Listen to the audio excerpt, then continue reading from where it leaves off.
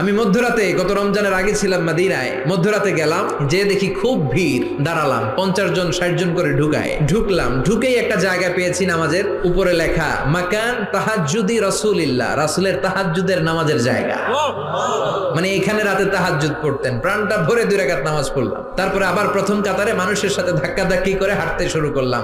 1 সেকেন্ডের জন্য জায়গাটারে খালি পাবেন না। হাজার হাজার মানুষ, হাজার হাজার মহিলা, হাজার হাজার নারী পুরুষ সালাম দেয়। হাঁটতে লাগলাম, হাঁটতে হাঁটতে ডান দিকে কিবলা, বাম দিকে রাউদাতুম মিন রিয়াদিল জান্নাহ, তারপরে একটা ছোট্ট ঘর, ওই ঘরে বিশ্বনবীর হাতের বাম দিকে ঈসা আলাইহিস সালাম দুনিয়াতে এসে ঘুমাবে।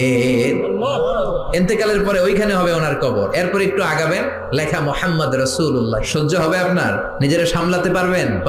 যে নবীর কথা আজীবন শুনলাম, যে নবীর জন্য বুকের তাজা রক্ত বিলিয়ে দিতে আমরা রাজি আছি না নাই, ওই বিশ্ব নবী নাকি এইখানে ঘুমিয়ে আছে। এই চিন্তা